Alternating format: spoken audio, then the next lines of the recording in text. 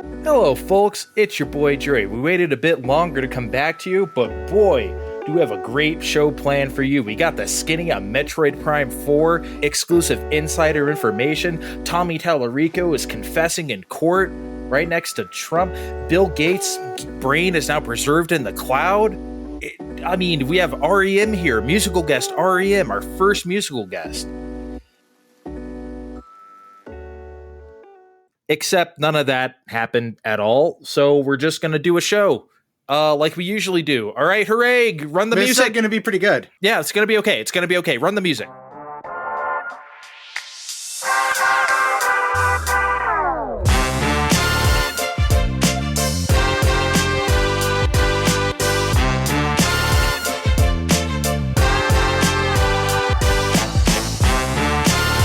Hello. Oh, I already said hello, party people. Now what am I going to do? I usually come out of the music, but I can still say it. Okay, here we go. Hello, party people. It's your boy Dre, back once again with the Kevin and the Steve. I'm going to keep putting the in front of everyone's name till it sticks. I don't know what I have to do, Steve, for everyone to become the. You can always throw nickels at us in the street. That's painful. That seems painful. It's already stuck for me. My mom is calling me the Kevin at this point. Oh wow! Does I she don't like it? Does she put the quotation marks around the Kevin, like it's your it's like a yeah nickname? Oh yeah, her and my wife get on the phone and they're like, oh, what did the Kevin do this week? It's not been kind to me. If he wasn't in his 30s, he'd be grounded. Oh, you can be grounded in your 30s. I just get cut off instead. Yeah, I was gonna say there's ways for that to happen. Okay, so not from my mom. Let's be clear. Hey, I was gonna leave that up to the audience's imagination, but I guess you can specify if you want to. I feel like I need to be extra clear because when I'm saying not from my mom, I'm not saying that my mom is not cutting me off either. Let's stop going down this road. What have you guys been playing? Video games? I fucking hate video games now. The only thing I want to talk about is this. Okay, Kevin, fine. since you asked, I've been taking up Pinochle lately. You ever play it? That game you play with the old ladies? No, I play Jen with the old ladies. I don't play Pinochle. We're going to steer this conversation away from the old ladies once again and back to video games. No, I want to talk about the card games now that we play with old ladies. Steve, would you play the Splatoon 3 card game? Whoa, way to give away our news stories. Oh no, because everyone hasn't watched a fucking direct listening to this. I broke news to everybody. Almost said I broke everyone. I probably did. Let's talk about video games, as Kevin suggested. He probably had the right idea to begin with. Maybe. Okay, bitching time, because it's my favorite thing to do on the fine time. Recently, last time, I think I bitched about Jak 2. I did play through Jak 3, which... let's face it, was also bad. Thankfully, it was like half the length of Jak 2. Something I went back and looked like every reviewer bitched about. I was overjoyed. I was like, thank God. I don't have to play this any more than I have to. So let me tell you, because my big problem with Jak 2, or my biggest problem, was that none of the missions were fun. Every single one was a chore. This is still the case in Jak 3. So I'm just going to go through a list here of the things this game made me do. Okay, from the start of the game. You're in some sort of arena. There's a platform tutorial. Then there's a using your guns tutorial, which was so fucking hard that I died at several times. This is a tutorial. And I just played Jak 2, one of the most unfair games I had played in recent memory. If I didn't just play that game, I'd be at this thing for like 3 hours. I would have turned it off. Then you ride an animal in town and chase stuff around. You have a 3-lap racing segment. You have a timed racing segment to collect 10 things. Then you have another racing segment where you fly through Superman 64 rings again. You can't go back once you missed one or you fail the mission. You can't fuck up or hesitate for a single second because the other 3 races will lap you. You chase dinosaurs in a car and shoot them down. Like Borderlands style before Borderlands. And then I received a gun upgrade. This all took like a couple hours, maybe. Hey, you know what I haven't done yet? Any platforming or shooting anything with my gun. You know, the things they made me do in a tutorial to start the game? I haven't done any of that. Why did they make me do that? But after I get the gun upgrade, which doesn't make any sense because I didn't get to use the guns, then they put me in an arena of like, kill these 30 guys to survive in this like arena. And that's all I get to do. It's like, okay, then I get like yet another gun upgrade.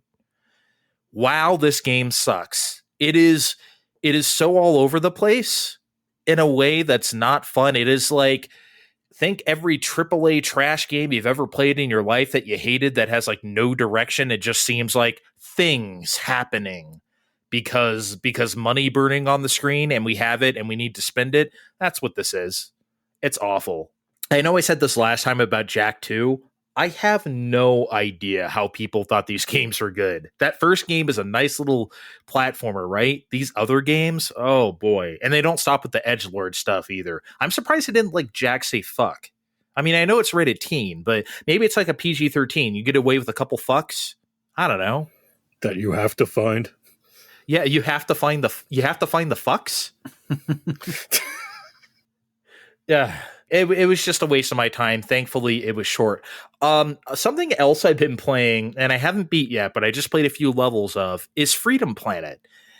Anyone who doesn't know what this is, it's basically an indie Sonic game. It is Sonic, 2D Sonic. You know, it kind of takes inspiration probably from more like the millions of Sonic fan projects out there, which I have never really gotten into, despite being a Sonic person. That is just not a rabbit hole I want to go down. But it seems to take inspiration from that. There's full-on voice acting. It's a very good production. The thing is, though, and like if you think about it, we don't really have Sonic ripoffs, do we? We have a million Mario ripoffs. Does anyone actually take on Sonic? Can either of you guys think of like a game where it's like, well, that's just like Sonic? I don't think we really do that. Some people might say like Bubsy. I mean, that's really bad. That's a really bad game, but it's like the only thing that can come to mind.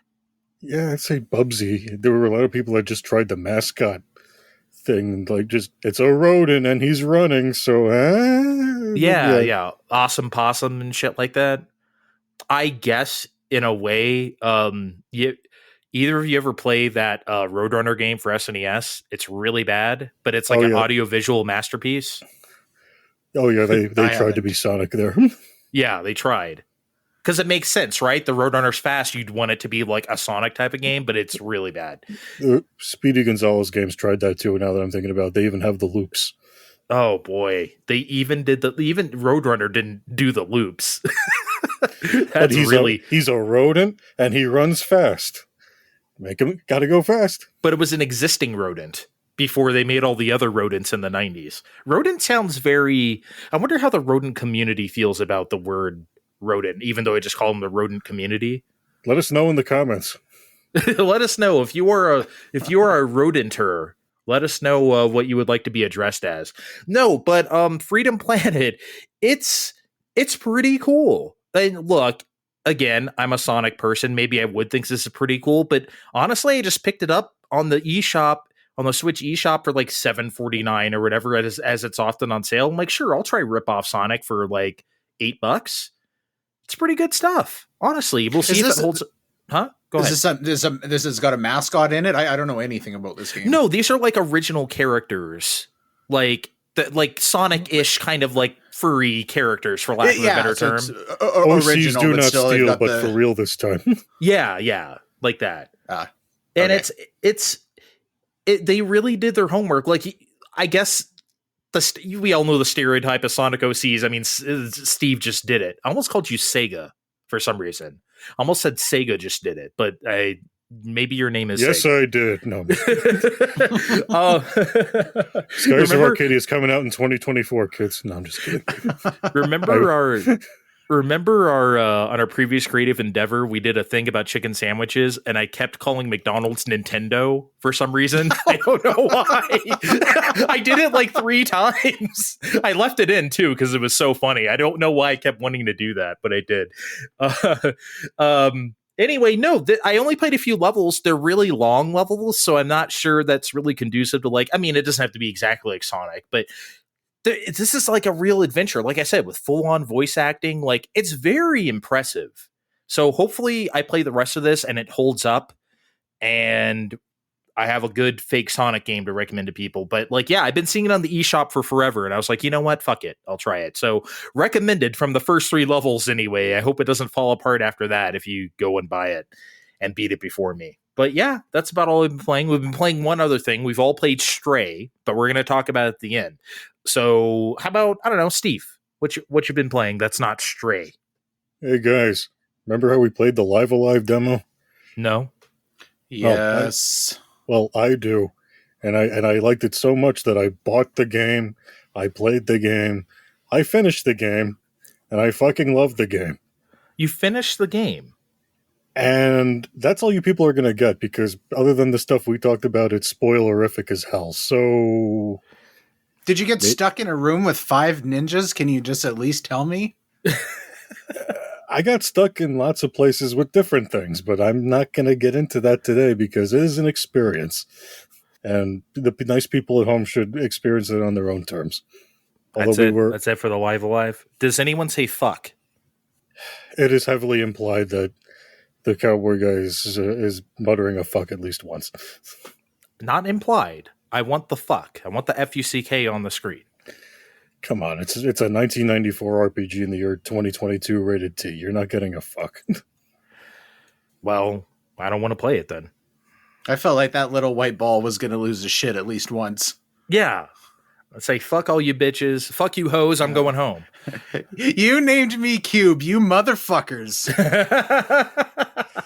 Look, there's a lot of fun stuff that happens, and it's up to you guys to see for yourselves. And okay, I'll tell you one thing that we were absolutely right on. Play the chapters all the way through. Don't ignore the fucking demo. The demo was a mistake. Wait, what do you mean ignore the demo? Well, don't do what the demo did where they just cut you off halfway through. If you're going to play it, if friends at home are going to play it, I recommend they pick a chapter, play it all the way through, then go to the next chapter. Don't hop out halfway through like the demo makes you do. Well, the demo makes you do it because you're a demo. I mean, because you're a demo. I just called you a demo. The demo makes you do it because it's a demo. I'm not liking this name calling out tonight, Andre. Sega demo. I mean, I don't know what I'm liable to call you next. We're only like 10 minutes into this thing. Early 2022 Game of the Year candidate for me. But you know what else I've been doing? Better than Turtles? Yes. Okay. Better than the graphics on PlayStation 5? You can't possibly mean that. Look, you know what else I've been doing? I've been playing games on PlayStation 5 using my subscription dealie. And I've been hopping around. I tried some Jumpin' Flash, of which has been of mixed reception over the years. But Andre loves it. So I'm like, you know what? Yes, let me try the game and come to my own conclusion. And I played the demo. I remember playing a demo before at somebody's house, and I only had the first 1 or 2 levels or whatever, and it was fun doing that. But playing the real game was okay too. And then after a while, I just kept getting hit by things I couldn't really see or react to in time, and just kind of sucked the fun right out of that for me. If someone ambitious at Sony wanted to do Jumping Flash remake with real controls in the year of our Lord 2022, that'd be nice. You're gonna have to give me a lot more than that. You were getting hit by stuff you couldn't see. Well, you're hopping up on platforms, and then suddenly your life is draining, and then before you turn all the way around and try and react to what it is, you're dead. Said nobody ever except Steve, I guess. I don't know. I'm with Steve on this one because when the new shiny PlayStation Plus came out, Jumping Flash was the first thing I downloaded and played, and I gave it about 20 minutes, and the controls are pretty rough for 2022. It's tank controls for anyone who doesn't know. I mean, it's what can you do for 1995? It's not just the tank controls, but like the jumping when you're 30 feet in the air and there's no control of anything. It's not just tank controls that's the problem. You jump to get control because that's like the only time it doesn't have tank controls is when you're in the air, because you actually have proper 8-way. Okay, I guess. See, I don't know. See, that's the interesting thing. I don't know if I'm being like, I don't know if nostalgic is the right word, but I've been playing this since it came out, so it's just whatever to me. I gave it way more time than Kevin did. I made it to middle way of World 3 before that stuff started happening. But you know what I did give about 20 minutes before I think I experienced just about everything I could by myself? Fantavision. You're going to need to help me out, Andre, because as I've mentioned before, no one here had a PlayStation 2 its first year that I knew.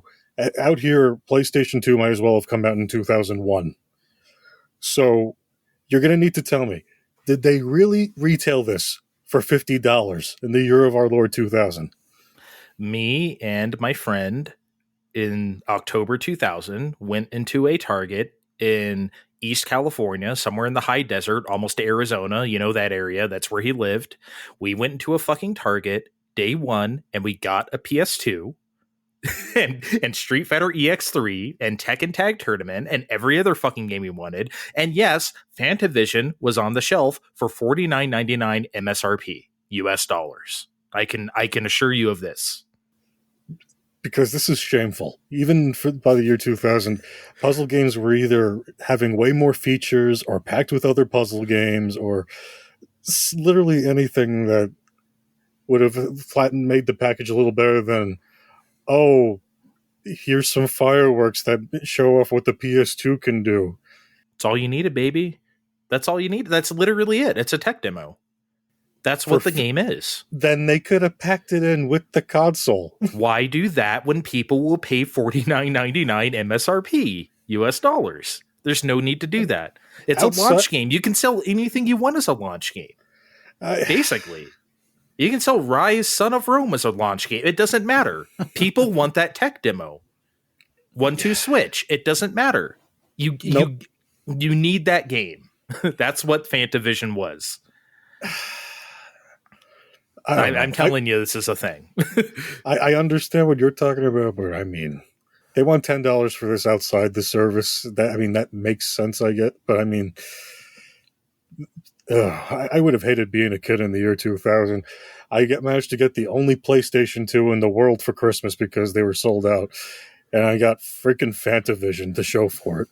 I mean, look, I know this isn't like we're talking about the bottom of the barrel here, but I think this is better than like if you got the Bouncer or if you got like a multitude of other things. I looked it up. The Bouncer was not available here for Christmas 2000. I mean, that's like a truly awful game. Fantavision's fine. I don't think much of it. I don't think it's great by any means. I wouldn't even necessarily call it good. It served its purpose at launch and it made sense. I mean, you weren't the only one saying this. Other people were like, well, it's a PS2 game, I guess. Those kind of wishy-washy reviews for launch consoles. So I guess I would have got it if it was stuck on a disc with other demos. I don't know. Anyway, let's move along. It can't be a downer all night. I started Red Dead Redemption 2. Why did I just start that out of the blue? Well, friend of the show, Kiefer of Select Start, had his little show about this. Is the PlayStation Premium service with cheese service worth it? And along the way, he just happened to casually remark that Red Dead Redemption 2 is a game that's leaving in October. And, at that point, I'm just sitting in the car with the 90s reverb going in my head. Leaving in October. Leaving in October. Leaving in October. Zooms in on your face. Yeah. And I'm just like, well, shit, I better go tell the PlayStation 5 to go download Red Dead Redemption 2 then. And I made it do that. And I started playing it. It's a pretty grim opening for the game. We're all stuck in the mountains, and I was kind of in the snow, and I was very much expecting it to turn into the Donner Party real quick, like after a week of nonsense. I was expecting the head guy to be all, well, Arthur, I got some good news and some bad news. There's just enough food for one man. The bad news is, it's the other man. Arthur, I'm a sporting guy, so you think you'd go well with a dry rub or teriyaki sauce? I thought you were going to turn it into the Hateful Eight. That's where my mind was going, but I guess this works too. I would listen to an entire audiobook of you doing that, just for the record. You're born in the wrong era. You should be like do 1930s radio for sure. But anyway, there's a lot of fun stuff once you get down from the mountain and you set up the real camp where I felt the controls were a little finicky, even though they spent an hour or so trying to teach you different things like lassoing. Like there were a number of times where I just wanted to rob a guy, but I ended up shooting him in the head, and then there were witnesses, and I needed to hide them in the bushes to the side. Implying you know how it is. We've all been there. And then there were other adventures I've been on since I typed these notes. Like we went on a bear hunt, and I went blacked out drunk at the bar several times, and it was real funny when the commands started getting real blurry. And yeah, it's a good time. I'm still trying to feel my way around, but I'll get there. What now? I'm still trying to understand if I have it in there, I can still play it when October rolls around or not. But Kevin was enthusiastic about this game, and I think he might want to talk about it in detail once I play more. So I do. I certainly do. You can get drunk at the bar? It's part of the story. You can get drunk as fuck at the bar. There's an early storyline where you need to make your friend feel better, and you're just going to have one drink, and one drink suddenly becomes more than you see on screen, and even your commands go nuts, and everyone at the bar starts looking like your friend, and you start causing problems, and it's all. But can you pee everywhere like Conker? There was one part where we blacked out, and then we stood up, and we were peeing outside for a very long time. For a very long time. Like I thought, how long is long? Like like a I few thought minutes? I was standing there, and he's peeing, and I'm like, am I supposed to help aim? And am I supposed to help him stop? He was just. So how long did he pee? How long did he pee? Was it like ridiculous, like 5 minutes or something? Was it like comically long, or like Austin Powers like cryogenic freeze pee or something, or like I'd say it was at least almost 2 minutes of on-screen pee time. That's a lot of pee. I don't think anyone can pee that long. I don't think so either. That's why I was like, so am I supposed to input here? I mean, think of the longest pee you ever had. I don't 2 minutes. I think that's a little impossible. Anyway, yeah. Kevin's thinking about it. I don't know. I've definitely well exceeded a minute for sure. Oh, I've done that. Yeah, but not all the time. Probably pushing 130. Yeah, but that doesn't happen, and I wouldn't say that's like every day. 130 would be. Yeah, like but these guys really... they got like wasted at the bar. They were drinking a lot. This isn't just a normal day. They didn't, just wake up and fry some cowboy ham and take a normal pee. I guess a long pee was justified. Okay. I mean, it's a very antiquated. Stuff in the 1800s, they're drinking that instead of water. I found a guy at the train tracks who's smoking it like a chimney because he wants the cards inside, and hey, they're good for you anyway, right? Yeah. Okay, Kevin, what you been playing? Kevin, I almost want to treat the first one like a meme game, but I'm not going to, because I'm going to talk about why I think Power Wash Simulator is a legitimate game. First of all, when this first came out on Steam Early Access, this is I think this is probably over a year ago. I remember seeing footage of this and being interested in that time, genuinely interested. I think a lot of people would write Power Wash Simulator off as just something stupid and time wasty, and to a degree, it's a time wasty game. But I think for anybody where that concept interests you, you're probably going to like this. If you look at 5 seconds of footage and it looks like a waste of time, you're not going to be into it. But the game's very transparent about what it is. But it does what it is doing. It executes it successfully. The mechanics work really well. They've got very large and varied environments. Everything just it feels like you're actually spraying a pressure washer for lack of better term. It's if you feel like you're going to get that satisfied feeling out of being thorough and spending an hour washing off a fucking skateboard park. Kevin, speaking of being satisfied, can you hold it up to your crotch and make it pretend like you're doing a really long pee? That's what I always do with the hose. I thought I was the only one who did that. All right, I'm glad. Did we all do that? I'm trying to treat this seriously, you guys.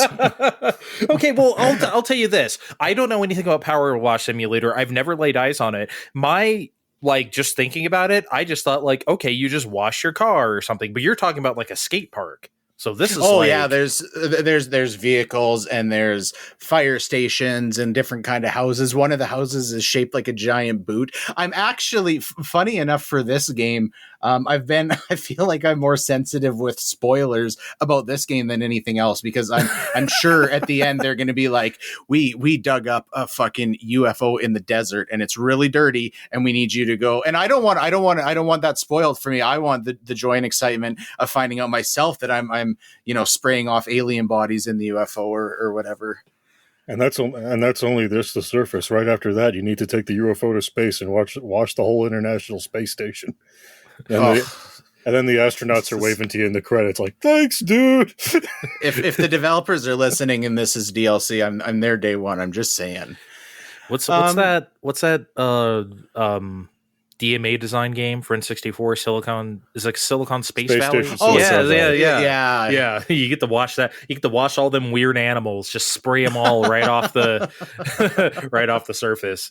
Yeah, I don't know this game. I feel like a lot of people would kind of just write this off as a meme game, but I think just looking at video games as a whole, there is a place for a genre like this. It's just lay back, it's relaxing, it's satisfying. So I think, I don't know. I just wanted to say that I feel like this game is valid, and for anybody that would look at it and write it off as something stupid, then I respectfully disagree. We need stuff like this. Yeah, I don't know. I did think it was funny. I remember being a kid and thinking someday there's going to be this headset and I'm going to be able to put it on and interact with the game like it's real life. And I'm sitting there in my living room, and the PlayStation VR is sitting in the corner, hasn't been touched for 4 or 5 months, and I'm spending 3 hours nonstop pressure washing a house that looks like a boot. So I mean, this really needs a DualSense. Says it all. Oh, it 100%. If they put this on PS5, I would probably spend the money just to get that satisfying pressure washer action in my. Because that's what I keep thinking of, the trigger pressure. Yeah, that seems like it. Even just the vibration in the DualSense controller and being able to feel the water pulse. Ugh, DualSense VR 2. Well, maybe it'll happen. I think this is going to be a hit. Something I liked a little bit less, sadly, Space Channel 5. And I've had my eye on this game for years, because I've always I like rhythm games. And the game's always looked interesting. So playing it, I really want to like it because the setting's great and it's quirky in all the right ways. And the music's good. And it's just, I don't know, it's definitely visually interesting, and it's not so quirky just for the purpose of being quirky. It kind of finds its footing in what it's doing as far as being weird, I guess. Here's where things started to go downhill. First of all, I played the first section. This doesn't take that long, maybe 15 minutes. And then I turned it off and I lost my progress. Probably my fault. But maybe I was a little bit disgruntled from the start. So then the next time I turned it on, my progress was gone. So I played the first section again. Fine. I noticed a few faults, but when I got to the second chapter, I failed the second chapter 3 times. I don't want to pat myself on the back. I feel like rhythm games I'm generally just fairly naturally good at. But when I play this fucking section 3 times and I failed each time, and it takes 10 or 15 minutes to get to the end, fail and just say go back to the start. I don't want to keep going back and doing that over. So I put it down. I haven't played it since then. The problem is that I don't feel like it's genuinely my fault all the time when it's not working, because I think there's something a little bit janky about this game. The easy comparison is Rhythm Heaven. And it's obviously a different structure of game there. Everything's a little bit shorter and you can restart quicker. But gameplay wise, it's fairly similar in a lot of ways. Rhythm Heaven, I always felt like if I was failing something, it was always my problem. Everything is just so airtight. So on Space Channel 5, I would find sections. So for anybody that doesn't know, on Space Channel 5, it'll play a section that you then need to duplicate the controls, kind of like playing Simon or whatever. So I'll do it. Maybe there's a section of, say, 8 notes, for example, and I'll get the first 4, and I'll miss the 5th, and I'll get the 6th, 7th, and 8th. They're all in rapid succession. Now, if I would have missed from the start and had my tempo off kilter, fine, I'll take that. But when I'm rhythmically pressing these buttons, I feel like I have enough sense to be able to tell, if in the middle of this group of notes, if you will, that I'm missing something. I'm very glad to hear you say this, because for years, over 20 years now, ever since this game came out, I couldn't even do barely the first level, and you could just put the controller down during most of the first level and they'll give it to you.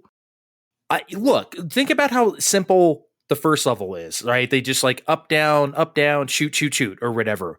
I swear to God, to this day, I'm traumatized. I hear, because when you miss a note, it makes that boing sound. I still hear it in my head. Up, down, up, boing, boing, boing, boing. Over and over, I'm missing the rest of the notes. I'm telling you, there's something fucked up with that game. It is not me. Like you, I'm not the best at rhythm games, but I know when I'm on point, that game is fucked up.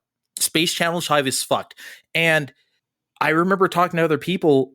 Some people thought I was crazy. So a couple people agree with me. Yeah, I don't know what the fuck is wrong with this game. There's some crazy voodoo magic in here that causes people to suck. And you know what I think it is, Kevin? I think it is the FMV, because this whole game is FMV, as you can tell. There's a couple of real-time elements in front of you, but pretty much the entire backgrounds are FMV. That's why the game is so short. So you got to fit it on one disc, right? And there's only 4 levels. That's the reason why. The FMV of what you're supposed to do and your actual button presses and actions are not lining up. I'm telling you. But the sound should still be there, right? You should, in theory, you should be able to close your eyes and play this game. No, but the sound is not with the FMV. It matches the movements, but the timing is not in the right place. That has to be the case.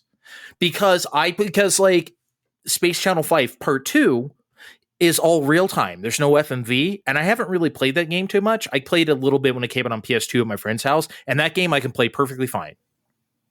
It's all real time. I think it's the FMV. That's always been my hypothesis. I don't know. I feel like that's contradicted by the fact that quite often I'm missing notes in the middle of these sections. I know I'm hitting this in the proper rhythm. I don't know. Something's definitely fucked up there.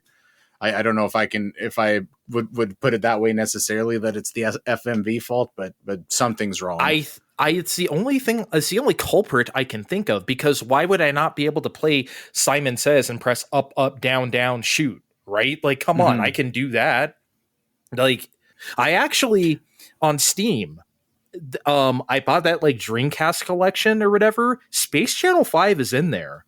So I have that collection. I've never played it on there, but that would be interesting to try that. And because I'm playing it on Dreamcast on a tube TV. So, the assumption is that it should play properly. Yeah, maybe I should try that version. You know what? I will do that. Next show, I will try that version briefly and try to get over my PTSD of the boing, boing, boing sound over and over that I...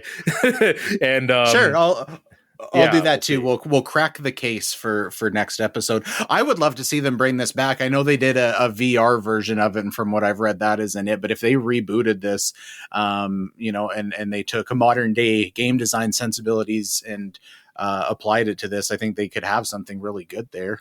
But all right, well, we're gonna try that. We'll remind me to do this, because I'm shitty at remembering stuff like this. I need to play Space Channel 5 Steam. This is a reminder for myself when I'm editing this later that I'm going to leave in the show. So we all played, as I said at the top, we all played Stray, the PS Plus game of the month, I guess last month now, which was announced, I guess, at one of the early PlayStation 5 showcases. And I'm going to be honest. When they showed this, I was like, okay, that's cute. It's a cat. It's a cat game, right? How good could this be? And I wasn't even really going to buy it. When they said it was going to be on PlayStation Plus, I was like, sure, I'll play it for $0. That's funny. I felt very similar, that like maybe to a little bit further. I don't want to say predatory, but it seemed to me very much like it was like, hey, we've got this cute cat in this game, so that's why you're going to buy it and play it, not because we've got a good game here, but like, look at all the shit the cat can do. Hey, I love cats as much as anybody else, but I'm not going to go dump a bunch of money towards a game because it's got a cute cat in it. So I was in the same boat. The only reason I played this is because it was on PS Plus. And actually, the only reason I even downloaded it when it first came out was because I thought, hey, the kids are going to get a kick out of this. Let's, we'll turn this on and let the cat, fucking walk around on the ledge and let the kids play it for a few minutes, and we'll get our jollies and turn it off. Little did we know. Well, I'm not going to speak for everyone, but Steve, first, were you going to buy this, or were you just like... I was certainly going to consider it, but I mean, I saw the thing I saw the early preview with everyone at the same time. I'm not going to be as skeptical as Kevin. They had I think they had something, but I would have got this eventually, but yeah, being free helped. I think they did the advertising or trailers or whatever of this game like kind of a big disservice, because this is like maximum mood setting, atmospheric on display here. This shit's incredible. Like, to look at and to hear and to feel, all that stuff is completely, I don't want to be too hyperbolic, but like, can you name another indie game in recent memory that had like this kind of, I can't, this is incredible. I mean, the lighting, the moody, like the music is really moody yet tuneful. It's not just like ambient atmospheric. It's not orchestrated like generic bullshit either. It's super nice. Even just strictly the amount of assets that they have in this game, and they've got a lot of very large environments that are interesting and they're fleshed out. And some of those environments are literally there for you to run through and get from one section to the next quickly, and you're just looking around like, wow, I can't believe this is an indie game, and like these things you're meant to look at for 4 seconds are so well done. Yeah, you just run. I was thinking the same thing. You just kind of run right through some of these, and they did all that work. We've seen like post-human worlds before in games, of course, but not like this. This is pretty incredible stuff. This carves out, it's not just your typical post-apocalyptic whatever. And I mean, and that would have been fine too. But this game goes extra miles in ways that like games that cost a lot more than it probably don't. I got to say one environmental thing though, and I'm sorry if this is kind of a minor spoiler to people who haven't played it. There's a part where you're underground. There's these really big eyeballs on the walls, and they're like blinking. The eyeballs are alive. I hadn't got the heebie-jeebies from a video game so much. I don't like eyeballs, like monster stuff anyway. They always give me the creeps. Something like that, though, and looked that like fairly realistic with like the glassy, like, eye and everything, iris. Oh my God. I don't know how you guys feel about that kind of stuff, but I was really squicked. It maybe didn't make me squeamish, but there was definitely... you could tell it was just another environmental thing that they put a lot of work into that added the atmosphere. I almost don't even have a whole lot to say about it. It's a very simple game. It's like just an adventure game. You get an item here and there. You collect a few things. You jump around the environments as a cat. You have a meow button, which I abused. I mean, like, honestly, I don't really have, like, it's just a great atmospheric adventure game. That's honestly all I can really say about it. I don't really want to spoil. I haven't beat the game. I guess you guys have. And, and I mean, I think I'm pretty close, but like, I think we should. I don't. The atmosphere here is obviously great, but I don't want to skimp over the gameplay itself here. When you talk about, you get an item and kind of go from one place to the other. I think these things were very well thought out. I never felt stuck with some of these puzzles. But I think I had to stop for a minute and sit and think critically to, think about what I've seen in the environment and put together the pieces of what I had to do. I think it's done very smartly, and I felt it was very engaging. That was certainly not something I was expecting out of this game. Environmental puzzles and environmental storytelling and detail give you everything you need, basically, and that's not hard, that's not easy to pull off at all. Hey, I'll put my foot out and I'll put my neck out so you people can call me stupid. I like this game. I had a good time. I don't know if we're going to remember this in a couple of years' time as the cat game. I felt like the cat was an afterthought. What else could this have been then? Any animal or not an animal? It could have been a small. It could have been. I felt like this in the end. This could have been a small robot or a small human. Or okay, let me put it like this: they put in things like the meow button and whatever, and all the different things that cats do. But I felt like the robots, which act a lot more like human than they do in other games, don't really react too much to what the cat does more than usual, other than it's not supposed to be here. The robots don't act amused or unamused by things cats do, like scratching up the furniture or knocking shit off the shelves. You go and rub on the robot's leg, and then they would get the little heart icon on their tube TV head and reach down. You could tell there was affection there. I don't know. I think that as far as the cat stuff, so I talked about feeling like this game was almost clickbaity at the start, and they got me. I felt very endeared by the cat stuff. Right? They've got the cat lazily walking along the ledge, knocking over shit, and like tapping a paint can to knock it on the floor, and kneading its shit or.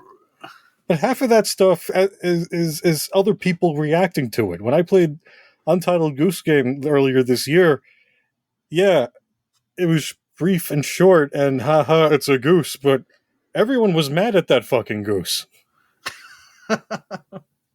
If a cat knocks shit off a shelf or scratches your furniture and no one gives a fuck, did it really do any of that?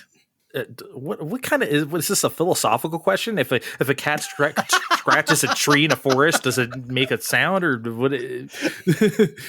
I mean, yes. Kinda? Yes, it matters. I don't know. I get what you're trying to say. I don't wholly disagree, but at the same time, you obviously can't make it a person, right? You can't make. I think a little robot doesn't give you the right mobility and the stuff they're doing for the game. So that doesn't make any sense. You need a real thing that we know, like a cat or it could have been a rat. I don't know. It could have been anything, but you know what I mean? It makes sense. I don't know. I think it's fine. I understand what you're saying. I don't wholly agree. I'm also going to complain one tiny bit about pacing. There's the upper level of civilization where I'm like, okay, we're all having fun, but it's about time to keep going. But then the robot's like, we can keep asking people around here if they need help or what. No, we're already moving forward. Why do we want to keep stopping here now for? Some people want that deep lore, baby. I just went ahead too, for the record. I didn't give a shit. I like deep lore and things too, but we've been here for a while now. We've been in different forms of running away from eyeballs and saving other robots from eyeballs. Maybe it's time to figure out what's going on closer to the surface where my brothers and sisters went. I would have genuinely bet money that Steve would have liked this game much more than I did. It blows me away because you know what? I think I will be thinking about this game in 2 years. I just don't know if it's going to be that memorable in a year or two. I think this is one of my favorite things I've played this year. This is pretty good. I think just based on pure atmospherics, this game hit me in the core more than any other thing has in quite a while. This is a pretty good one. Again, I would probably I'm not done. If I had to give it a number grade right now, I'd probably give it an 8 out of 10. It's not a tip top for me, but boy, I'm not going to forget it. I'll tell you that much. I have a question I want to pose before we move on. I have a theory. I think that this is Final Fantasy VII Remake, the Cat and Robot DLC, because I was thinking about Midgar constantly, like with some of the music was seemed fitting, like, you know, they've got the slums and the sewers, and hopefully this isn't considered bordering on spoilers, but we may get a setting that's similar to the Shinra building even. I don't know. Did anybody else pick up on this? Because I really, like, I feel, I would go as far to say that I honestly believe there was a direct influence here. There sure is. I agree now that you say that. I would have never thought about that on my own, but you are right. You're absolutely right. There was that initial part where we were in the slums and they were like, oh yeah, the elder guy, he's in that building over there. I'm like, well, that's Shinra Towers. Fuck. I didn't necessarily think of shit like Shinra, but like, yeah, I don't know. Yeah, Stray. Even though Steve's a grump, yeah, go play the cat game. Even though he liked it, it's Steve's a grump. Yeah, you know what? You do this. He does this all the fucking time, Kev. I'm going to talk to Kevin now. Okay, like when we talked about Ys 8, he's like, I liked it, but here are the 37 things wrong with it. I'm like, well, you didn't seem to fucking like it at all. It's like, I liked it. It's like, well, you sure have a goddamn funny way of showing it. I get it. I do the same thing sometimes. It's easier to pick out the flaws as a talking point. But you go look last year at his Beat Games thread, and he'll say, I like this, but, and then the rest of the tweet is bitching about it. He did this. I'm telling you it's true. Okay, we got to take a break. You are a son of a bitch, Steve. You son of a... I'm raising my fist right now to the audience. Fuck you, Steve. Fuck everyone. Be right back.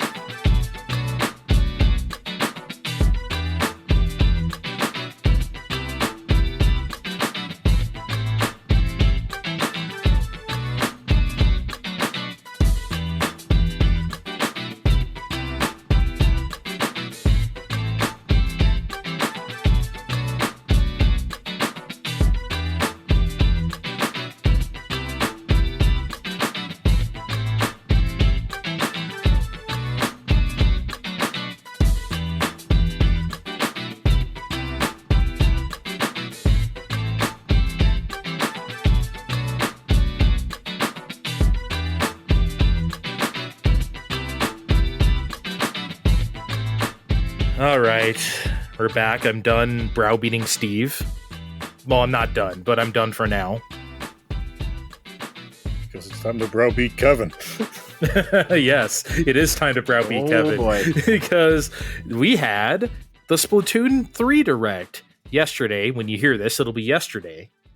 And boy, we've been talking about this for a while. It's like, wow, this game is coming out in like a month. And we don't know anything. Now we know not everything. Because most inexplicably, there was still a couple points, Steve, in this direct where they were like, check the website later for details. Bitch, this is a direct. How about you like tell me right now? How about that?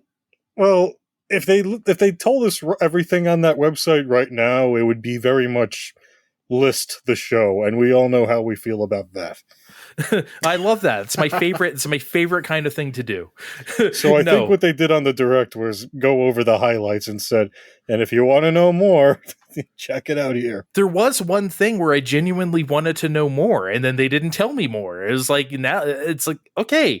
Anyway, we're going to start this off with asking Kevin a question, or rather to reaffirm his position, his bad opinion on this. He has been saying that Splatoon doesn't need a sequel, even though it's been 5 years. Please, in all seriousness, tell the people why you feel that way. I do really. I feel like Splatoon, it just to me feels like it's a like once a generation thing. I had a great time with Splatoon 2. It was an excellent game. I don't know. I know it was 5 years ago. Maybe time just feels skewed from COVID. It just, I feel like if this was, you know, within the first year of the Super Switch, I would feel a lot more satisfied with it. I don't know. I'm not saying I'm even necessarily not going to get this. It's just hard for me to get excited about it when I feel like I could just pick up Splatoon 2 and put it in the Switch again. Okay, we can pick up Call of Duty Advanced Warfare and put it in our PS4. You could pick up the Black Ops 4 and put it in our. I mean, like that doesn't make it right. I'm you know, none of us are buying Call of Duty every year. You know what? If Call of Duty came out once a generation, maybe we would be playing it. Well, I have something else that sort of ties in. We'll come back around to what you're saying, basically. So we are treading very familiar ground here, obviously, like big time. We have another hub city. We have more shops with clothing. Sheldon sells weapons. There's 8 new stages, and there's 4 returning ones for a total of 12. Obviously, they're going to add a lot more to that, like they did last time. There's another single player story mode, right? That shows you the routes. Is this actually overly familiar, Steve? Do you feel like, okay, we have all the same things, it's in a new location, that's good enough for you? Honestly, it's fine. We're not doing this every year. If they do this every couple of years, even when they shut off Splatoon in the first place, where the game is fill in the map and not kill everybody again and again. So where do you really take that from there? Kind of, it's like the Overwatch 2 thing, right? I mean, it's 6 years later. It's a very iterative sequel. We're using a lot of the same maps. There's a couple different modes. One mode went away, which I'm sad about. But like, yeah, when I feel like people get weird. And then I want to throw this back to Kevin after I say this. I feel like people get weird about Nintendo's iterative sequels, whether it's Mario Party or New Super Mario Brothers or Splatoon or I guess even Smash, but I guess that gets a free pass somehow. It doesn't feel iterative to everybody, even though it absolutely is. But maybe because there's less of them than there is like Mario Party, sure. But like the best thing about Nintendo is that they like really spoil us with that originality, right? Even from day one, like in 1998, at least in North America anyway, Mario 2 comes out, Zelda 2 comes out. They're nothing like their very, very popular originals, right? And that just established Nintendo that early on, like, we're going to do whatever the fuck we want. And that's always been their credo. And I think that's what we love about Nintendo. We somehow, and I'm not saying Kevin's doing this, but we somehow don't allow them to be iterative. You know what I mean? It doesn't need that like reinvention of the wheel every time. I feel like if you just come out with one of these every few years, I think that's fine. Nintendo usually does this thing, and we're used to them doing like, well, once per system, we're going to have a Mario Golf, and we're going to have a Zelda, and we're going to have... I feel like we can... I hope Splatoon 3 means that in the future, they're going to throw those notions away. That's kind of how I feel, Kevin. I fully agree with what you're saying, and I don't think it's a problem about being iterative. You know what? Here's the other thing. If we weren't doing a podcast, I certainly wouldn't be going around to anybody saying, hey, it's bullshit. It's too early for Splatoon 3. I'm not even saying that on the podcast. I just think it's hard for me to get too excited about it. And especially with Splatoon, we keep bringing up, Splatoon versus something like Call of Duty. Splatoon is more not niche, but it's more of its own thing. It's more of a focused concept rather than just, first person shooter. And I think that makes it a little bit harder to feel like it could, it should be coming out as regularly, even though those games shouldn't necessarily be. I don't know. Again, I'm not poo-pooing this, and I think anybody that's happy about it, that's great. It's hard for me to get too worked up about it when I don't feel like I need it. Yeah. I think that's totally fine, especially because, like we just said, all the trappings. I assume you saw the direct. Everything's there, right? Here's the big city. Here's the shops. We got all the stuff, even right down to here's the new musical duo, or rather, this time it's a trio, isn't it? They're called Deep Cut, Steve. I don't know. I'm directing this at Steve. I'm so happy right now talking about this. No, I was waiting for this too. And you were getting worried too. Like, we don't know anything about this game. I'm like, look, someday soon we're going to know about the games and we're going to know about the MCs. Once we know about the MCs, the rest will follow. And here they are. We got Fry, Shiver, and Big Man. Big Man. He's a big manta ray, stingray, manta ray. I don't know. Rays freak me the fuck out. As you guys know, I'm scared of things in the sea. Rays are like top 3 thing that I'm scared of. So like disgusting. However, it looks like, cuddly enough that it's not too freaky. You know what he needs? He needs those goggles. Like the Mario World dolphins wear those goggles. Yes. That's what he needs. You know what I need? I need there to be a. I'm an amiibo person, and they've done them for all the MCs so far. When they get to this, I need a a large Detective Pikachu sized big man one to go along with the relatively smaller Fry and Shiver. Why did they make that Detective Pikachu one so fucking big? I don't know. So they can put the map underneath. I don't know. There's a map. Wow. I forgot how big that thing was. But yeah, it's so stupid, right? Big man. It's like almost brain dead, but that's why it's so good. I just got to say, and this is, I mean, look, we'll get to know these new MCs, and I'm not poo-pooing them at all, but I just want to say that 5 years ago, Pearl and Marina, when they introduced Off the Hook with Color Pulse, that initial video, that blew my mind. Those characters and that sort of like that brand of like hyper pop, if you will, musical style that they had was completely up my alley. Deep Cut here doesn't seem to be doing that same thing for me, but it may in the future, but it doesn't need to. I just wanted to say that like Off the Hook from Splatoon 2 was like lightning in a bottle. I don't ever expect that for me to be like something as cool as that again. Splatoon 2 has a small little community that builds in itself over time with the Splatfests and things. I think all three of them will endear themselves to us over time. I think so as well. Look, we're already big man fans here at Fine Time. If you can't tell, we're here. Look, I'm expecting him to headline whatever the DLC campaign is going to be. What did they say? Large scale paid DLC with like a silhouette figure coming soon. Like he acts like a big dumb guy in the thing so far, but he needs to like be secretly smart with sunglasses. Like, hey, you need to come with me. There's a big emergency. Like I don't know, like one of those like wacky 80s movies where like the dog starts talking because it's from another planet, and it's like, wait, you could talk this whole time? Yes, I can talk. We need to, blah blah blah.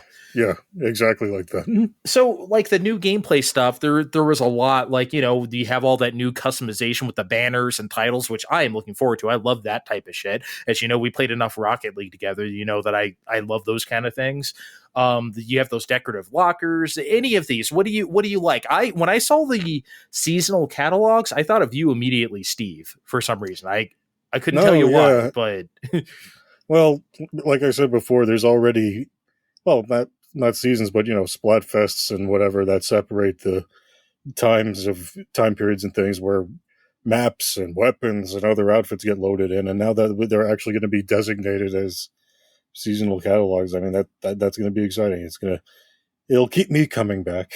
Do you think though, like the only way they're going to get introduced is between they're just not going to have basic bitch items just because they're bringing back Splatnet 3 here on the app, which I know we both spammed for items too. So I'm more impressed that that's coming back, to be honest. I thought this was going to quietly go by without a mention of the thing, and like, yeah, we're not going to bring this up ever again, but nope, here we're going to have to interact with our real life cell phone telephones to get items. No, I would have been not pissed, but like I would have been kind of annoyed if that didn't come back. I think it's great. I don't know, any of these other new stuff, the card battle game, I'm not even sure what to make of that. I don't know either, but I want to play it. I mean, like we had, okay, you know what? I really enjoyed the social aspect stuff where they're showing like the ghosts of people who are currently playing online, like on your friends list. That's a nice dynamic thing to see in a lobby, because I think that's a cool visual. Plus it's like useful information. You just go up to and say, hey, this person's doing this. And boy, oh boy, Steve, you can join your friends while playing Turf War. Oh my fucking God. Finally. How about that? That's probably the worst aspect of the other two games. Yeah. I mean, I don't know about the first one, but it was just like, you couldn't do that. You could only do it during Splatfest if you were on the same team. Of course, it makes sense. But like, man, thank you. The Splatfest, of course, revealed to have those like tricolor. It looked like 4-on-2-on-2. That was weird. What did you make of that? I mean, because that seems really unbalanced, right? Or maybe I guess the 4 are in the middle of the. Did you see that? Like, what was that? What I recall seeing is that it seemed like it was going to be in 2 phases, where the initial part is going to be matches one team against the other like we've known, and then as it goes on, the team that's leading is going to have to fight against the other two in the middle. I understood that much, but like I don't understand how you can take on the 4 when you're just teams of 2 and 2. Are you the other two working together? Are you actually 2 teams of 4? It's not 4, 2, and 2? You're 2 teams of 4, but only 2 of you are playing at a time. I didn't understand. Maybe I'll just have to watch it. I watched it twice and I didn't get it. So maybe I'll just have to see it in. It looked to me years. like you were swapped out for another player once you splat it out. Okay, I didn't get that at all. But yeah, battle replays like it's a fucking M2 game. That's a thing. Did you like Krusty Sean's Patreon basically, where you could go on the thing and these like gives you depending on how much you did whatever. Like that was pretty funny. Yeah, that's the other reason I think this one needs to keep being iterative. It's they're all of the time. So I guess I have a question here. So like Splatoon 3 is interesting from the perspective of like console longevity. Obviously we're like on year 6 of Switch, and we're having Splatoon 3 here. We're having Xenoblade 3. Breath of the Wild 2 is coming out next year when we're going to be in year 7. Like, what do you guys think of this? Kevin, do you think this means anything as far as like console longevity? Obviously they could release a new system and all this stuff could be backwards compatible, so it may not matter, that was where I was going for it, and maybe that's just hopefully, but ideally backwards compatibility is the answer, right? I guess so, but I'm not so sure. I don't know if they would go this hard on these products if a new thing was coming along the line. You'd think they would want to sell their new system with a Splatoon 3 or a Breath of the Wild 2, right? So I feel like Switch has been so successful that there's very little chance that they're not going to iterate on the hardware moving forward. So maybe that's less of a concern to it's not going to feel like they've isolated, this generation necessarily. I guess so. And I think we're all in agreement, right, Steve? Whatever the next thing is, I refuse to say the S word Switch, is going to have to be backwards Switch compatibility. 2.0. Like, because I mean, the thing we knew even before Wii U came out, we knew that bitch was going to be backwards compatible with Wii. There was no way it wasn't going to be, right? This is one of those situations. It's got to be.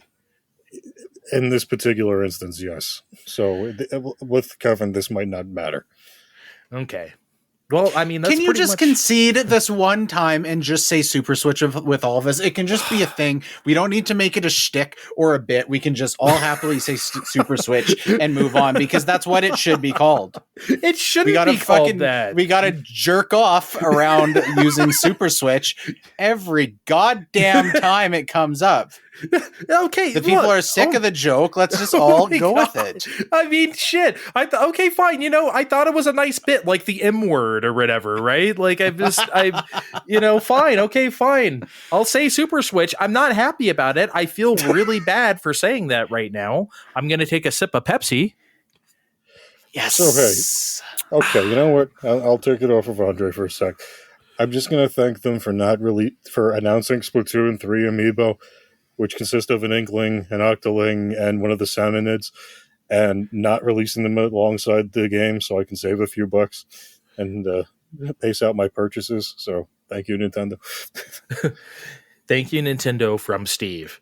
Okay, there was something that broke a few weeks ago, or maybe even a month ago. I don't remember the last time we did a regular show, but Rolling Stone reported that, I'll just read the quote exactly. Bots and other inauthentic users helped fuel the fan-led campaign for Zack Snyder's Justice League Snyder Cut release, according to a Warner Media report.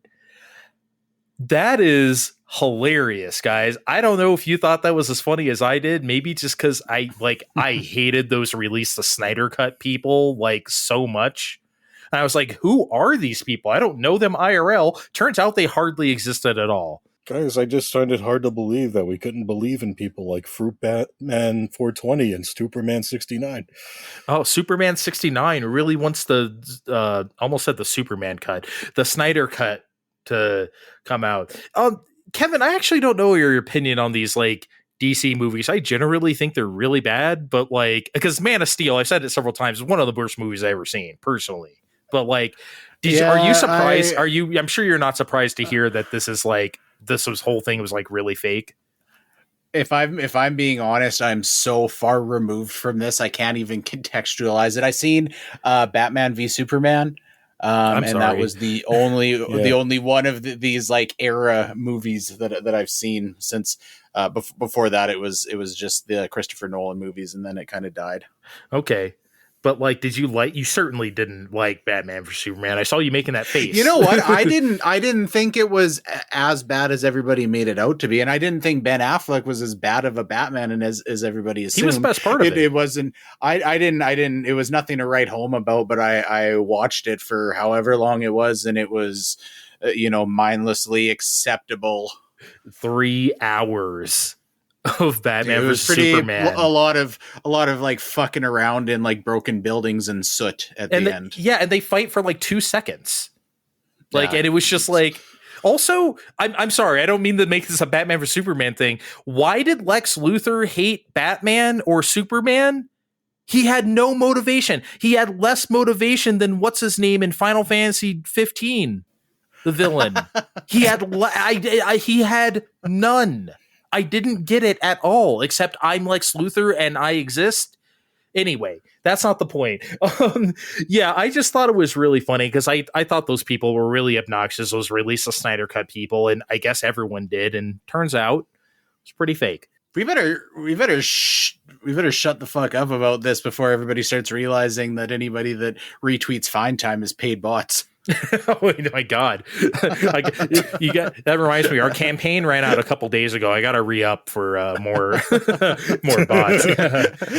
Lucentai doesn't even exist. We've just made him up and we take turns acting as him. He's an AI construct that we just type in.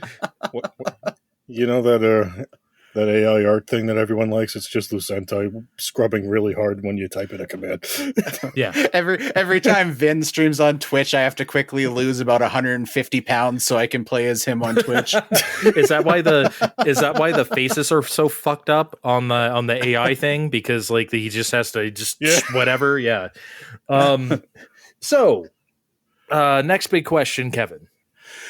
Yeah, the Star Wars Knights of the Old Republic remake that kind of blew everybody away a few months ago is indefinitely on hold after a couple directors got fired, and they try and figure out what to do next. This was kind of interesting because this was really not officially announced. It sounded like it was kind of leaked by a couple of Aspire Media employees. So I don't know. What I think is really interesting about this is that we're coming hot off the heels of EA losing Star Wars exclusivity. So, what's going on here?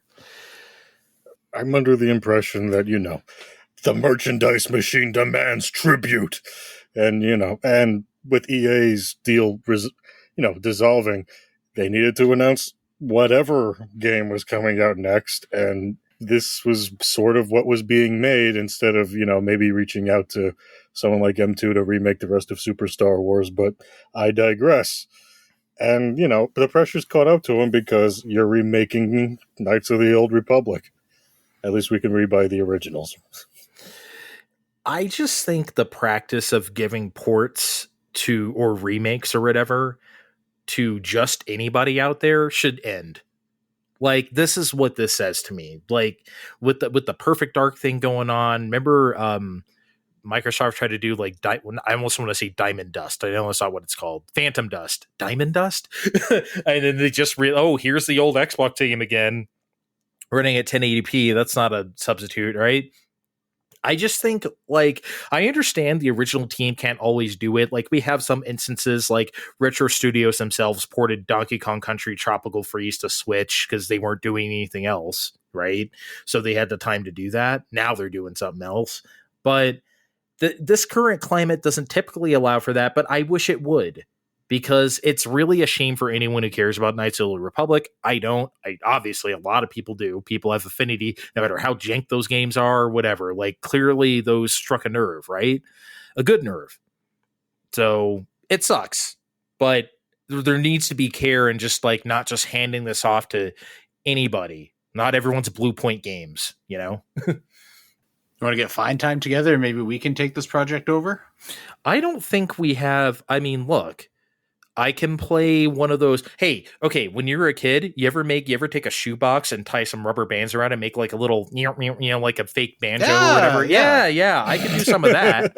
I can do some of that. And then I think that would pair really well with Steve's old timey cowboy prospector voice. Oh yeah, I'll just go in the background and just. All right, we've got the rubber band music and one character voice acting down, so I think we're fully prepared to take this on. maybe more than Aspire Media was, anyways. Yes. All right, Steve. Next question. So hey guys, Tactics Ogre Reborn. We've been seeing it on leak lists and whatever for a while, but it's real now. It's a remake of the PSP game, and it's coming out finally on November 11th. You guys know me. I live on grids and percentage charts, so there's been a lot of these this year from Square Enix after years of none of them. Is this too much of a good thing? I sort of see this as a underserved demographic that doesn't really get served anymore because we don't make these games anymore. And kind of rightfully so. It's kind of an old construct of old time. We don't, like Triangle Strategy is an intentional throwback, right? And that's the only one in recent memory. I guess we still do Disgaea, but even that's like really tongue in cheek, right? We don't really do this kind of thing anymore.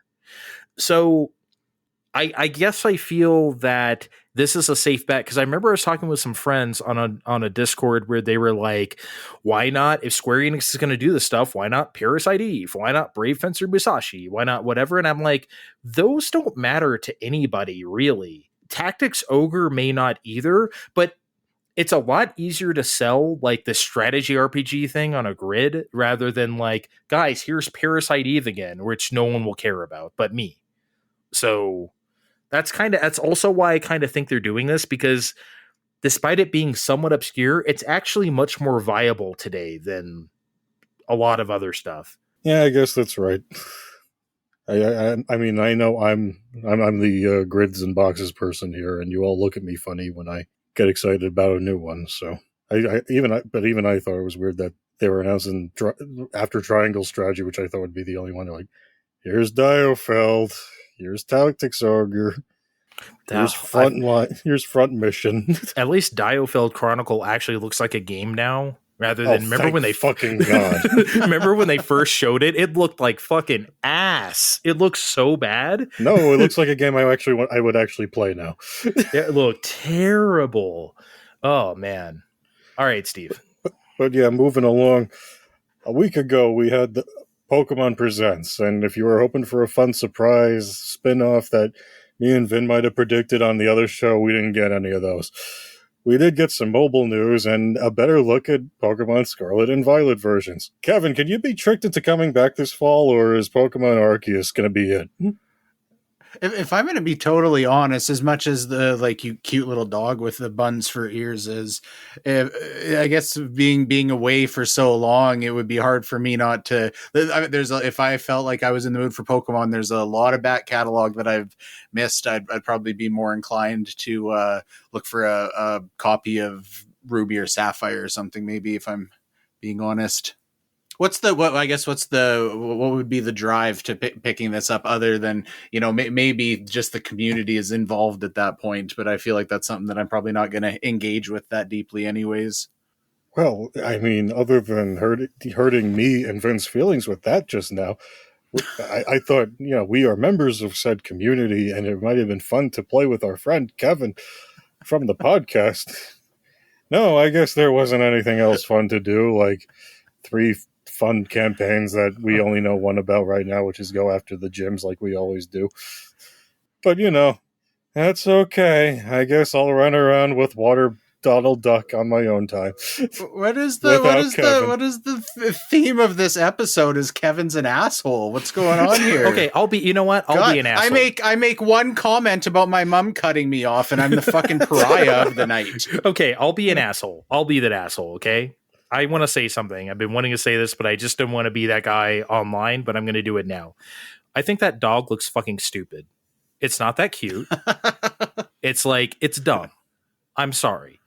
I don't know why the internet lost her mind over this dumb dog. It's not that cute.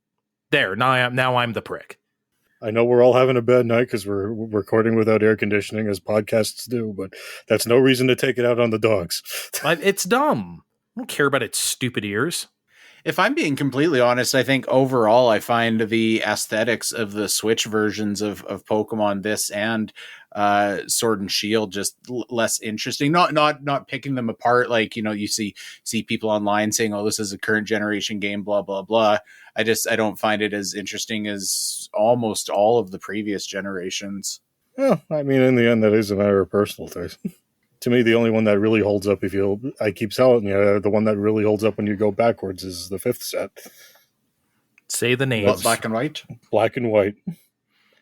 And that's because of all the extra attention they put into it, that it really does hold up when you go back without playing with everyone else. Well, you know what, Steven? This is a true story. Years ago, I had a copy of Black that I never got really into, and I gave it away to a kid that lost his house in a fire, and that's a true story. Oh my God.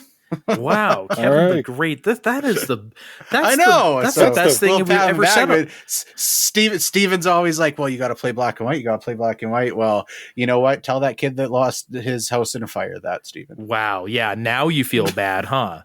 Now you do, huh, Steve? Who's the pariah now, motherfucker? I mean, it was nice that you did that, but I don't see what one has to do with the other. Oh, I see. Okay, just deflect more. I'm trying to just worm my way out of this hole any way I can. Hey, I dissed the dog. I'm the bad guy now. Pokermans. Andre, what's going on?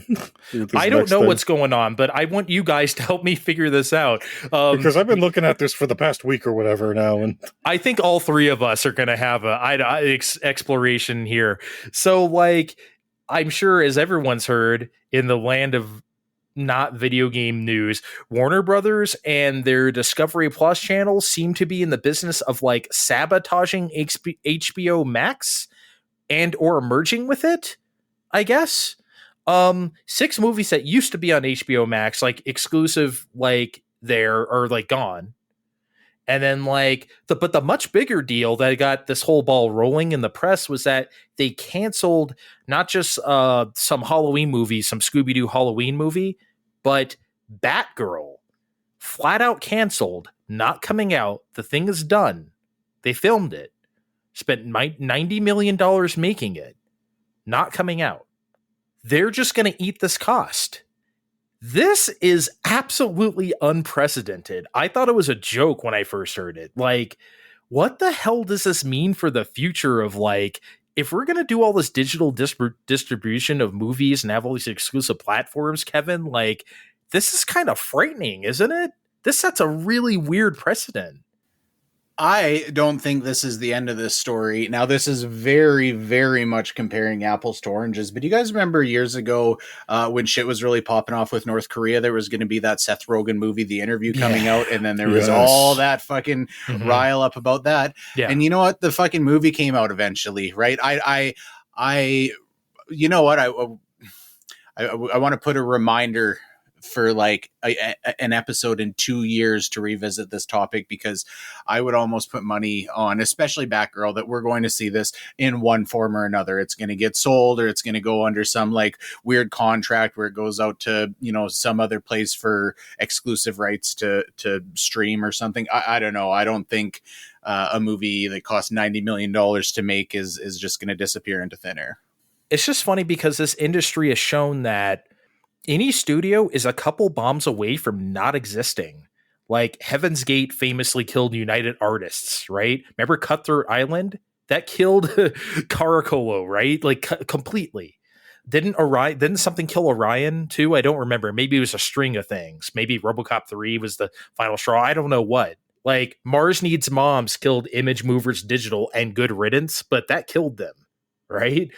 You can't survive stuff like that. So that's why studios release any piece of fucking crap that they made. They try to find some way to get max profitability off of it, even if it sucks, even if they have to do straight to video or nowadays straight to, VOD, because they got to try to make that money back. So for them to just say, we're not doing this, doesn't make any sense. And like you said, Kevin, whether they release it a couple years from now on some random, just show it for free on the CW for all I know, some special night or whatever, like they've got to put Merry out Christmas. this movie. Yeah, they've got to put Batgirl Christmas, rework it into Batgirl Christmas. They got to do something with it. Yeah, I mean, I think Steve and I were just talking about it. It's got to just leak online then or something. I think that could happen as soon as this holiday season if the right people get pissed. Just a nice high quality rip. That's the thing of when a movie gets bootlegged nowadays, because everything's digital, you get that nice high quality rip. But one of the guys at the DC, I can't remember his name and it doesn't matter because he's just a suit, but he was just like about Batgirl. He was like, we're not going to release movies anymore that we don't believe in. Oh, really? I mean, we just talked about Batman versus Superman not like 20 minutes ago, right? That was a piece of crap. Man of Steel is one of the worst movies I've ever seen. What do you see? Wonder Girl 1984? Don't. Like, they release anything and they're going to sit here and say, oh, Batgirl, that's a step too far. I don't think so. Wonder Woman 1984 pretty much almost ruined Wonder Woman for me. That's how bad that was. That sucked. And I know it was the Rona and we just want to enjoy a superhero movie, but like, yeah, I couldn't. So like for him to say we're not going to release movies we don't really even believe in now, they really remember the 2016 Suicide Squad. What the fuck was that? Right? Like, okay. So that was just like really critical to me. To cap this off, that like two genders poster, you guys, everyone made fun of this online where it's like it had HBO Max on one side and then Discovery Plus on the other side, and then one says like male skew, the other one says female skew, one says scripted, the other says unscripted. It was so silly. Where it really gets good is one leans in but one leans back. Whatever the fuck that means. The best joke personally that I saw online of this was HBO Max is from Mars, Discovery Plus is from Venus. If you're old enough to remember that. But We're yeah, so like old. Home of fandoms, HBO Max, home of genre-doms, Discovery Plus. What the fuck is a genre-dom, bruh? I didn't The realize. fuck is that? I didn't realize all those house building shows were a genre. A genre-dom? That's just making up word. I mean, like, fandom isn't a word either, but you know what I mean? Like, nobody has ever said genre-dom. Anyway, this whole corporate mess is incredibly funny, and I just wanted to bring it up just because. Before we move on, can we talk about the fact that you said straight to VOD on the show? Yeah. I don't think anybody that's under 30 has any idea what that is. Oh, what? Video on demand? Yeah, VOD. Really? I know what video on demand is. Well, I don't know. I thought that was like I don't a think common. that's a term anymore. Are we sure? I don't know. When's the last time you heard somebody say pay-per-view? I think we still. Well, okay. The pay-per-view still exists, though. The like wrestling and boxing and stuff still like make most of their money on like pay-per-view, right? I mean, that's a thing. Yeah, but nobody says fucking pay-per-view. I'm just saying you're dating yourself. We don't say PPV? No. Oh, I don't know. No. Okay, fine. Okay, look, I'm 40 years old. Okay, leave me alone. Am I wrong about this, Steve? I don't know. I asked you. You're old too. You're out of touch. He's not going to pick between us. That's the problem. He's going to try to find some diplomatic answer, even though there isn't one. There is a diplomatic answer, and I think it is just for sports. No one's pay-per-viewing a movie like we used to. Well, okay, a movie, sure, but I'm just saying pay-per-view exists. Okay, if you want to get me on VOD, fine, but we can't. We got to have paid PPV streams. What? No, I'm not saying that. Okay, we're gonna argue about. That's what it is, though. We're gonna argue about this during the break a lot. Fucking argue all the I'm way gonna to your go for a grave. stream of my own. We'll be right back.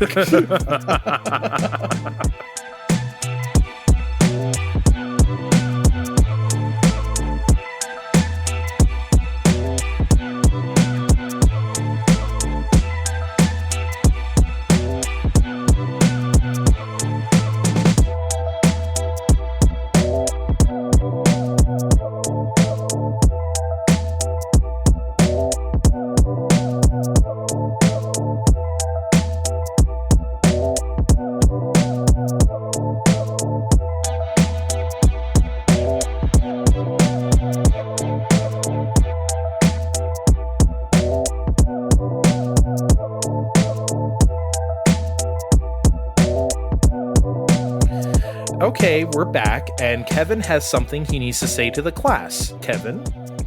All I said was if you search video on demand, it comes up. Probably most of it is like search terms from people born in like the mid 80s or later saying, what does video on demand mean? I heard my dad say it. Oh my god. That's probably I'm sorry, Kevin. What year were you born in again? Yeah. I was born in I was born in 1989. All right. Oh, that sounds like the late 80s or later. I had the whole 9 months of the 80s that I seen. It that was you memorable. definitely remember, right? Yeah. Exactly. Oh boy. So a little bit of odds and ends here at the end. A few topics. I want to start off with a music one. There's something I've been thinking about. It's been a trend over the last decade, Kevin, where I want to know if you've noticed this too. We don't really have bands anymore, right? People think about this in conjunction rather with rock music, because rock music is not really our main mode of, getting our jollies nowadays, which is fine. We're probably in a post-rock world. We have rock and roll since the 50s, right? And we could probably move on to something else being dominant. That's fine. But think about we used to have like R&B groups like TLC or Destiny's Child, right? And we don't even have that anymore. We had all about all we really got is like the K-pop stuff, right? When it comes to America or even like the UK or English speaking countries, we're done. We're all solo artists. Even if we're presented as a band, like an indie artist or something, it's usually just the one guy. Is this something has this something you've thought about too, or? You're definitely right. I do think it does have a lot to do with rock just being a lot less popular of a genre and moving more towards like digitally created music. And I think a lot of that kind of goes hand in hand with our artists are gaining popularity on TikTok or on YouTube, and a lot of these have kind of like homegrown roots or whatever. Where they kind of come up as an individual artist because it was organic like that. I think there's just less opportunity for groups to get together and get that traction for popularity. Does that make sense? I think you're correct. That's a really good way of looking at it, because and I think older people are surprised by this too. When I tell my dad that, Owl City is just like one dude or whatever, he's like, what? You know what I mean? It seems inconceivable, but to us, it's like, yeah, of course. I mean, listen to it, right? It's laptop pop. And I know people say that as like a pejorative, but I don't mean it that way. I actually love Owl City, but like, that's kind of where we're at. And it's just really interesting. But as a side effect, like you said, music is digitally created. And you know me, I love synthesizers more. Give me a synthesizer over a violin any day of the week, right? But at the same time, I feel like that's sort of stifling what we do with instruments that we actually get up and play with our hands. And I don't want this to sound like I'm being one of those old people like, oh, we used to play real music back in the day. I'm absolutely not doing that, because I'm totally not that person. I'm just saying, if we don't play that like stuff, if we don't pick up a banjo or a ukulele every once in a while or a mandolin, right? We don't have that variety of stuff. There's only so much we can do with a computer. We can do a lot, but there's something to be said for having live drums over a drum machine, or there's something, just different textures in music. And that's something I worry about us losing unless we get really creative with like sampling live instruments somehow, which, look, it's always going to sound like a sample, but yeah, that's something I worry about, Kevin, a lot. Like, not even necessarily, oh, we're not going to have rock music anymore, because whatever. But are we going to have people play the real bass anymore versus like the synth bass? You know what I mean? Those are two very different things. I just want the variety to stick around. I guess outside of the instrumentation, I think just back to the solo artist idea as well, I do feel like there's a lot more stories about kind of the people that are involved with these endeavors, for a solo artist that kind of come as part of that story, right? It was a big deal when Billie Eilish got big, and it was like, okay, well, her brother's actually like making all of the music. And I feel like you hear that kind of, so, it's definitely not as much a band, but there's still an element to, but like collaboration, I think, that comes along with a lot of those stories. Yeah. I just think about like, Prince would go in the studio and record everything himself, vocals, guitar, drum, bass, and whatever other the song needed. But this was the live instrument era, right? But he used a drum machine. He was like a pioneer of the drum machine, right? So he was using technology at the time, the best he could use, plus the know-how of playing those instruments, and that created his sound. We can create new sounds by being a one-person band as well, like I said, but I don't know. I hope we don't lose quote-unquote real instruments. That's just something I worry about. I don't think we will, because I feel too like a lot of the like common interest in music is kind of cyclical. I don't think it's unrealistic to think we're going to see that come back around. Even it was a really big deal when the finale of Stranger Things this year had Metallica, and then all of a sudden Metallica like blew up like they really haven't in years, just because of that show. And I think, it just takes like something small like that to like garner a lot of interest from a lot of people. Things can go viral in a lot of different forms. So I'm certainly definitely, band and rock or metal music is my preferred genre for sure. And I don't feel like we're at risk of losing it. It's definitely lost popularity, but I don't think it's not going anywhere. Yeah. I mean, I don't think it's going anywhere, but I just think I'm a big Duran Duran person, right? They stake their claim, and I guess a lot of new wave bands did, of like, they had the guitar, bass, and drum sound, right? That sort of like rock muscle as a bass, but then, synthesizers and just, you know what I mean? They those things were blending together at that time to make that sound. And I feel like we would not have a Duran Duran these days. We would have just a synthesizer band trying to do that kind of thing, which is its own thing. And that's great. I'm not knocking that. It's just that, I worry about the variety. The more we get in a drought of that kind of music with the like the instrumental element, when people do start doing it, there's going to be more wide open of a lane for them to be able to take to get traction with it, I think, as well. Yeah, because it'll be unique. Because it'll be like, sure. Well, it's like coming out of the 80s, right? Because we were at especially in the late 80s, we were at our most like synthesizer, drum machine, like heavy, right? And then in the 90s, we were done with that shit. Yeah, it mutated into like Eurodance and stuff like that, but like there's a reason why we retreated to like heavier rock music for a long time, right? So, and it made sense. So hopefully we're in for that kind of sea change. I'm just ready for something different, I guess. Anyway, so Kevin, you had a little thing. You had a little thing. I don't even have I don't have a reason for talking about this. I just want to complain because I feel like this was a little bit before the days of social media, and Nintendo never took enough shit about it. And that's having in the Wii U and 3DS eras, you would get a fucking demo and you would be able to play it 30 times and then it would lock you out of the demo. And I was playing with my 3DS the other day, and I seen a demo sitting there with like 28 uses, because you can't use all those uses, or all of a sudden it's, I don't know, it just pissed me off. I don't have a real deep insightful point, but I just feel like on some corner of the internet somebody needs to be sitting there saying fuck you, Nintendo, for like locking how many times you can play a demo, because you never took enough shit for that. I agree 100%.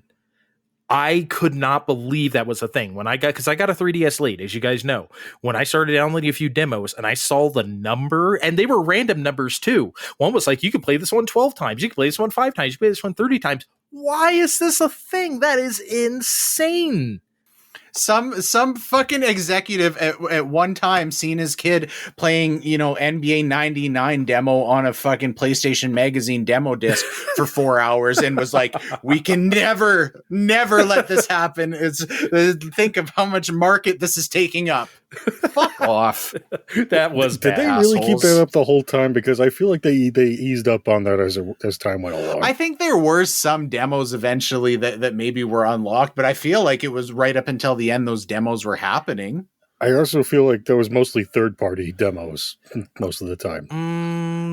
I forget. It's been a while now. I wish I could remember what I downloaded and played, but pretty much every one of them had a number. I don't think I downloaded any demo that was unlimited.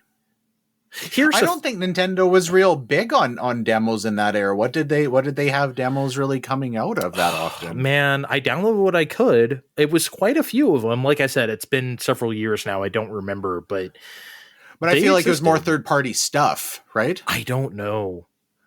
I feel like one of them was like a little slice of a Mario and Luigi game. I could be wrong, but I don't know. There was quite a bit. One of them maybe was Luigi's Mansion 2. I really don't remember. But regardless, you are correct, Kevin. That was insane. Nobody takes them to task for that because that was stupid. There was a couple of demos where if you deleted it and re-downloaded, it would reset the number. But the fact that they would even try to limit you, and then they were like too ghetto to actually enforce the number to begin with. Whole thing is stupid. That's why they're closing the eShop now. They're tired of people repeatedly refilling their demo quota, and they're fucking shutting it down. If this 84-year-old grandma plays Box Boy 2 one more time, I swear to God. I thought Steve had something to say. I guess not. No, I'm just saying. I think they were quietly taken to task when Switch came out and where nothing has a time limit and where things went along and nothing really did. So, but you're remembering it different where things had limits after all. So they did. I guess I didn't engage with the demos as much as I thought I did. If I could have played the wonderful 101 demo 31 times, maybe I would have bought it. You could play the demo 101 times. And then the Wii U self-destructs. Okay, so Kevin, the other day, we're sitting around brainstorming, and he had a great idea. Why don't you tell the people? Yeah, well, this kind of was a spark out of I was listening to Andre's show he did with Kiefer on Select and Start, and they were talking kind of about how Mario 3 is marketed and the Wizard, and just sparks started going off in my head about kind of all of my favorite marketing or ad campaigns or stunts or what have you. So I just thought it'd be interesting to go around and talk about some of our favorite things. So starting off, one of my favorites in the early 2000s, and this was kind of before the Who Are You advertising that Nintendo did for quite a while in that era. They had a number of just these very vague commercials that you didn't necessarily even know that it was for a video game right off the bat. And a lot of, I don't know, maybe some of them maybe didn't make a lot of sense. Some you could probably consider artsy. There's the one for Golden Sun really stands out in my mind. So there's these people in this classy opera house, and it's kind of dark. And then all of a sudden all hell breaks loose, and there's conductors magically slinging glass across the room at people, and shit's going crazy. And then this giant chandelier turns into a dragon. And then it says this is an ad for Golden Sun. It was kind of interesting because this was, I feel like it's kind of esoteric for a lot of the audience. I don't think most people who didn't know what Golden Sun was really got anything out of that, because they show 3 seconds of snippets of gameplay at the very end. But for the audience that did know about that game, maybe that just kind of added a little bit of a vibe to it. So I thought that was, I don't know, it was very memorable for me. And I had been tracking Golden Sun and Nintendo Power since there was Japanese screenshots coming out. I don't remember this at all. I barely remember the Who Are You campaign. I remember the catchphrase now that you say that, but I definitely don't remember, I remember it being more of a print ad thing, maybe because I read more Nintendo Power at that time, but I definitely don't remember TV ads, Steve. Well, I this is where I'm going to take some shit. I wrote about a Who Are You ad underneath what Kevin was talking about, and I definitely remember those. And I'm just remembering the one Who Are You ad for the original Fire Emblem, where there's a bunch of nondescript medieval guys sitting around a table, and it's implied that one of the guys, who's I guess is one of the characters because they name him Dorcas, is poisoned by Button. I'm like, buy Fire Emblem or you might get betrayed or some shit. And that just became memey as hell for English Fire Emblem fans, to the point where Dorcas and his poison mutton made it to the mobile game eventually. But yeah, now I remember, now that I'm really rereading this like I should have the first time, I remembered all those weird ads when GameCube first came out. There was that Luigi's Mansion one where that guy's sitting with the goth chick in the cube, and then he gets enveloped by the cube or some. I remember one there. I it probably would have been for Fusion, And this kid like walks into like his grandma's living room, and she's sitting there like crocheting or something, and then all of a sudden she like fucking ninja throws one of her like what are the crochet sticks at him, and then he like jumps up and like does a screw attack to get out of the way or something, just like weird shit like that. Do you guys, you may be a little young for this, but you might remember it. It was a print ad in, I think, the N64 era where they were talking about, I think, some of the Player's Choice Nintendo games, like, because they were $40 because that was considered cheap. And then it was like some kid asking his dad, who's like cross-dressing and wearing mom's like bra and panties, like, here's how you like, I won't tell, here's how you get the money for these games, or something like, I won't tell if you won't, or something like that. Or it was really weird. Yeah. Wow. You remember how extreme like those 90s advertisements were? So it was like one of those. Yeah. Yeah. It was like, was that a Nintendo Power, or was that more of like an EGM? It was like an EGM thing. I don't think it would have put that in. Yeah. I remember a much cleaner one in the Nintendo Power where it was just, here are the games. Star Fox 64 doesn't have the Rumble Pack, but here they are. Yeah, here's something to blackmail dad with. This is dirty secret was the, you know, getting Yoshi story for $40 or something, right? So this was later, but I think there was one for the Game Boy Micro that had like lab mice in a maze, and one of the mice like found the Game Boy Micro and started humping it. What? I don't remember that. That was definitely a Nintendo ad. Yeah, dude, they didn't care. They were so unhinged. It was great. I don't know how I grew up in that era. With the, like, I'm relatively sane. It's those ads were that crazy. Particular ad wasn't on during the day, I don't think. So, guys, who remembers when Hulu was free?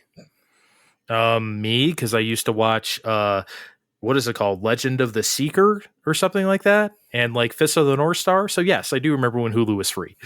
We didn't have Hulu in Canada, so.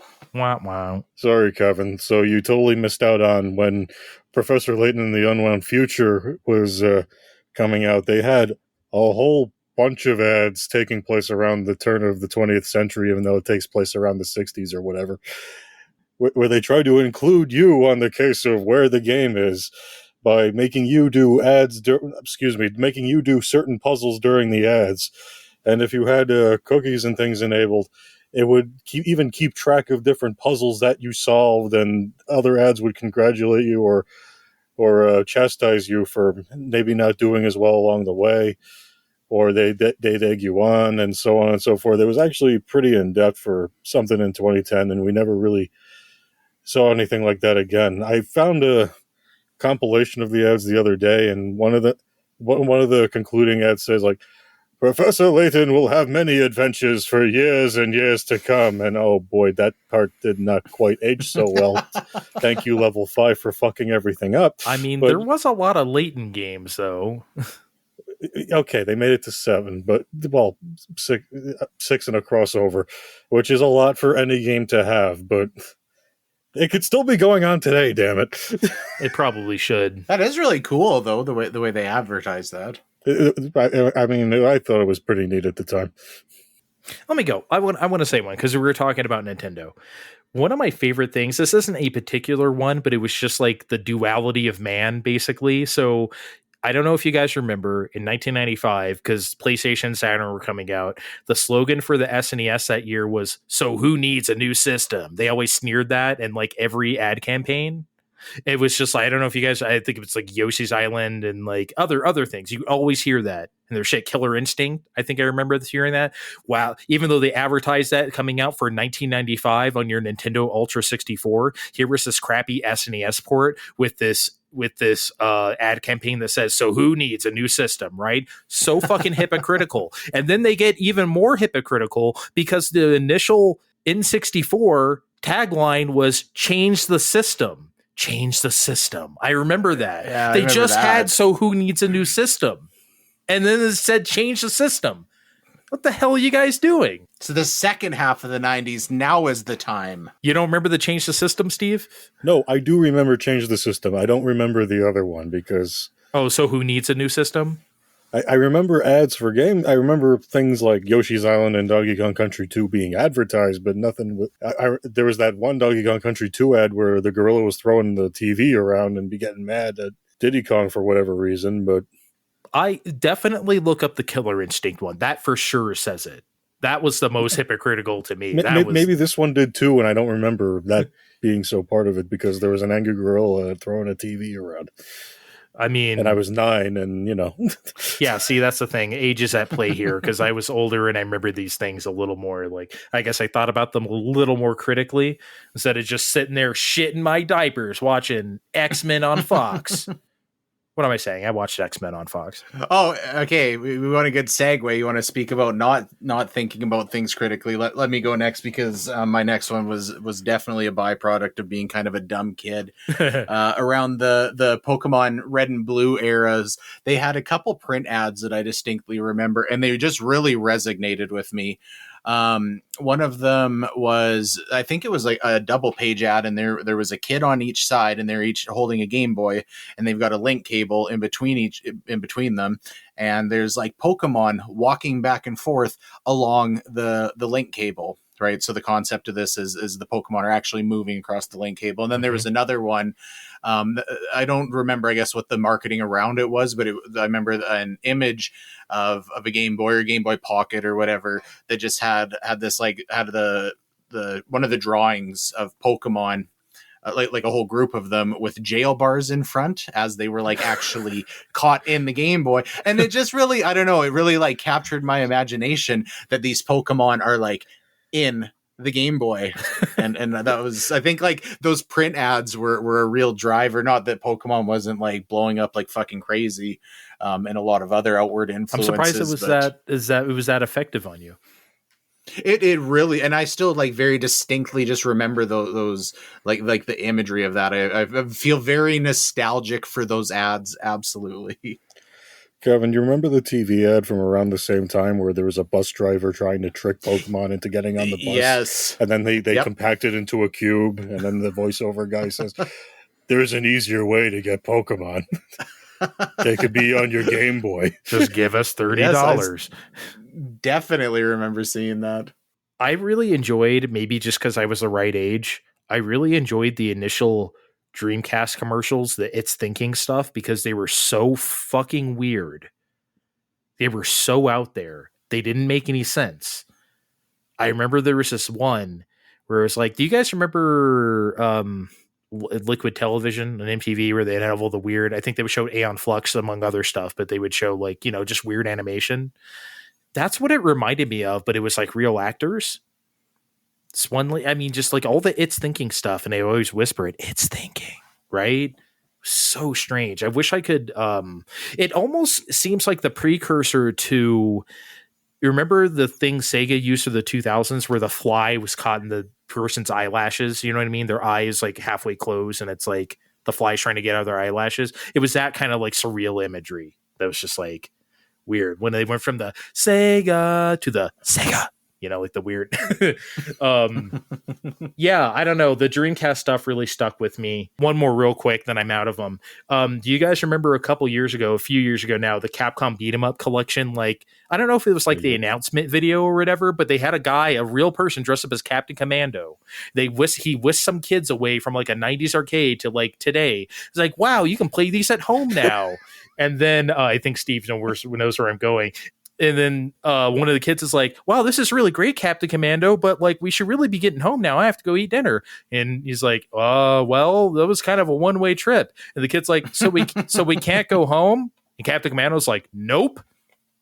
And then the commercial just ends. It was just like, okay. It was really funny.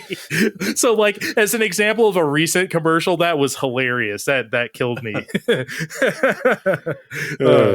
Yeah. Just like the awkward silence after the nope. It was good. We would like to play is just, I know, but it's just one of those ads that even the non-gamers in my life still remember, so I have to bring it up. They did this for almost 2 years, but there were just a handful of missteps because, at first they were showing up and, hey, yeah, it's strangers that showing up at your house that want to play Nintendo with you, but yeah, we're playing Wii Sports and we play and we're having a good time, right? Ha ha ha, that's fun. But then there was not even a year later, we would like to play Metroid Dread, not Metroid Prime 3, and then they're just playing it by themselves in front of the TV. Like the family's just kind of sitting there while they're just playing Metroid Prime 3. But people sure remember that campaign a bunch. That was I'm once in a struggling while. to remember this one, actually. Really? I don't remember it Oh off the top of god, my head. I feel like those commercials must have been more than like Nintendo's ever spent on advertising. I don't know. If I send you one, it's going to rush right back to you because you could not escape that anywhere. It's funny you bring that up because I mostly remember it from the very start and being associated with Wii Sports. And for some reason, I never liked those ads. I can't really put my finger on a specific reason. Like maybe subconsciously, it like felt like Nintendo was like trying to pander to like a non-gamer audience, and that put me off or something. I don't know what it is, but I was just kind of like had a bone to pick with those. I think they were trying to explain what it was to, the casuals. So, and in that way it worked. That's why Grandma has Just Dance 20, whatever the last one on Wii was, at the nursing home. Can you imagine someone that old playing DDR or whatever? Like, my God, that is. I mean, like, Ven was complaining about his legs the other month or something when we went to the arcade and played it because we're getting that like in our 30s and 40s, let alone like a really old person. Lord. I get the intent behind it. It just like something about it seemed awful sterile to me. Yeah, I'm going to have to look these up. I do not remember these. But anyway, you guys got any real quick ones before we get out of here? I'm sure you got a couple more. Kevin? I got one more quick one. Kevin Butler in kind of the middle PS3 era. I just thought it was just super smart. I wish they would have just kept doing that, until modern day. And I feel like it was really ahead of its time. That really kind of like captured that like, tongue in cheek viral, type message that we commonly get now. I think it was ahead of its time. Those are really good. I still remember one where like this girl was complaining, oh, my boyfriend won't connect the PS3 to the internet. And he's like, you won't connect it to the internet? What is this, 1992? And she's like, I know. Why would it was just like, it was really funny. It was just, I remember that one in particular. Yeah. I always loved the titles because it was always like, VP of blowing more things up or head marketing agent of like double the internet or whatever. Yeah, those were good ads. Steve, you got anything quick before we go? Yeah, just a quick one. Bazillion years ago, they tried advertising Earthbound by telling everyone, this game stinks. I'm not going to go into why this didn't work. But in the back of Nintendo Power, they gave us these very foul-smelling scratch and sniff stickers to try and drive that point home. And my mind's nose can still smell those just by bringing those up. What did they smell like? There was like a garbage one and a day-old pizza one. And yeah, that one smelled specifically like very stale and burnt cheese. It was terrible. Wherever they sourced those from knew what they were doing. I smelled these, and these were like, wow, I don't want to buy this game. I don't know why they thought this was a good idea. Look, it's hard to market a game like Earthbound, but come on, guys. I wouldn't even try it for another year, but that ad, holy shit. I can't help myself just because we're on marketing. Can we real quickly talk about that fucking Forspoken ad that came out? Okay. Like within the last day. Like, oh my God. That's terrible.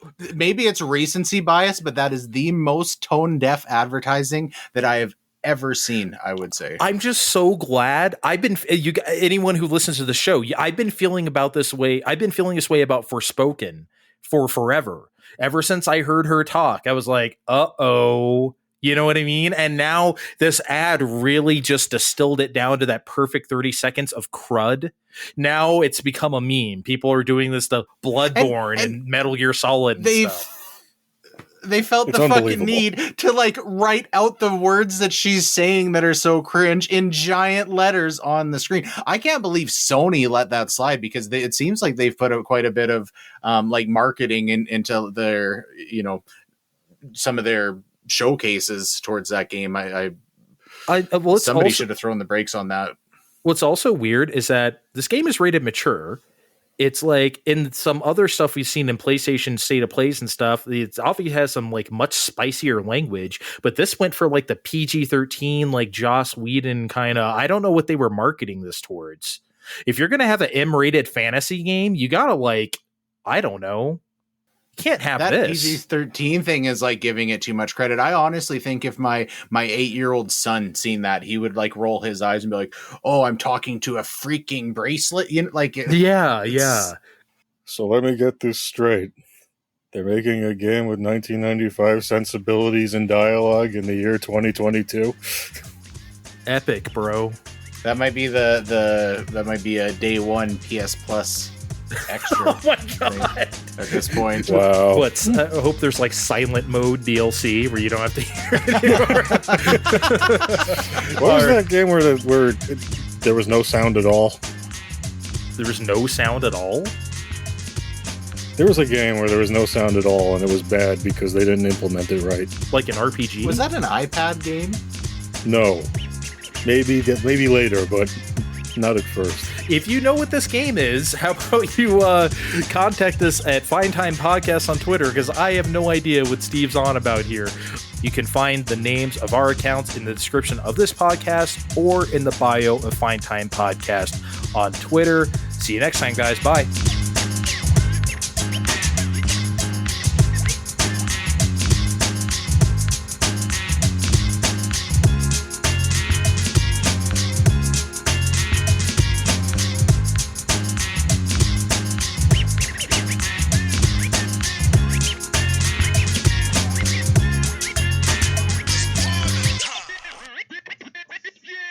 Because the thing I bitched about the most last time was, I'm sorry, this fly keeps landing on my head, and it is like, I just shaved my head like a couple hours ago, and I can feel every little fucking, like...